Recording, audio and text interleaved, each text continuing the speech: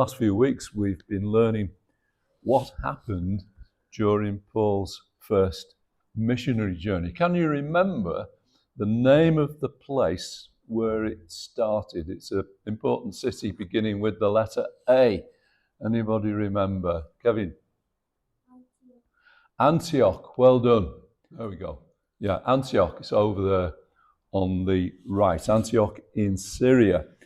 And Paul and Barnabas and other friends travelled to lots of different places, and they told people about Jesus. Now, they had with them John Mark, who was Barnabas' cousin.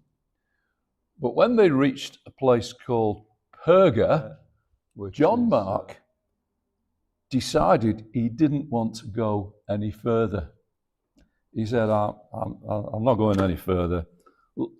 And he pulled out, he left them, and he went to Jerusalem. Now,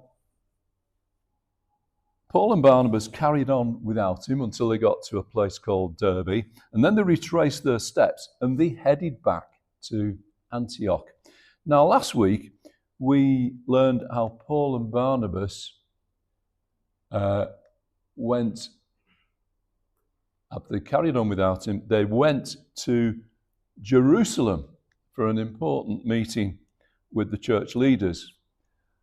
And they had that meeting, and then they returned to Antioch. Now, Paul said to Barnabas, look, I think it's a good idea if we go back to revisit the Christians and see how they're doing. And John Mark said, Barnabas said, yeah, okay, that's fine. Let's take John Mark, my cousin, let's take him with us. But Paul said, no, don't want to do that. Could anybody think why Paul would say no to taking John Mark on this new journey with them? Why might not he want to take him? Any ideas? What had happened on the previous journey, Heidi?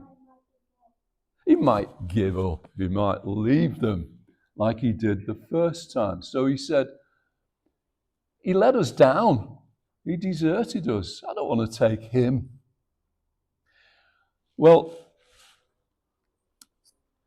even Christians sometimes disagree.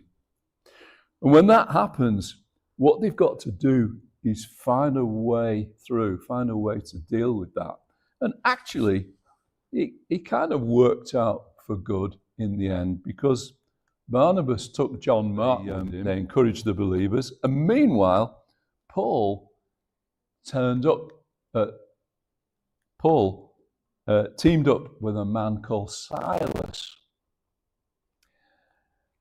And after the Christians at Antioch had prayed for them, they set off on their second missionary journey. They came to the region of Cilicia, where they were able to encourage the Christians there. Now at Lystra, they met a young Christian called Timothy. Find that? There we go.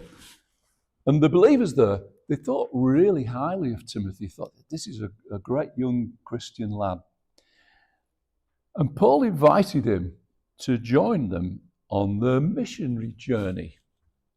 Now here's the thing, young people can be missionaries. And some of you here could do that. You could join a UBM team, United Beach Mission team, this summer. Why don't you think about doing that? You don't have to be old. You can be young and be a missionary, or learn to be a missionary. Learn more about what it is to follow the Lord Jesus and to speak to him, to other people. Think about it. Better still, don't just think about it, but go for it. You won't regret it, young people. and not so young people as well. Well, Paul, Silas, and Timothy, they went from town to town. They instructed, they encouraged the believers. Now, Paul had some ideas about where he wanted to go next. But the thing is that God had different plans. The seaport of Troas. And that night, Paul had a vision about a man from Macedonia in northern Greece. And he was pleading with Paul, pleading with him and saying, come over and help us. And well, Paul told Silas and Timothy about this vision, and they all agreed that God was calling them to preach the gospel in Macedonia. So what they did was they packed up their things and they got ready to go there. They boarded a ship at Troas and they sailed to an island called Samothrace, and the next day they landed at Neapolis in Macedonia, and from there they travelled to Philippi, which was an important Roman city. And on the Sabbath day in Philippi, people went there to pray. And they sat down to speak with some women who had gathered there. Now, one of them was called Lydia. And she was a merchant. She sold expensive purple cloth. I expect she was quite well off, Lydia, although the Bible doesn't tell us, but she sold this expensive purple cloth. And as Paul was preaching, as she was listening, God opened her heart to believe the message that Paul was preaching. She believed the good news about Jesus, and she became a Christian, and she was baptized along with other people in her household. And she invited Paul and Silas and Timothy to stay as guests in her home while they were in Philippi. And this week's episode ends with that happy event. And you know, as people go on in their Christian lives, they may experience good times and difficult times.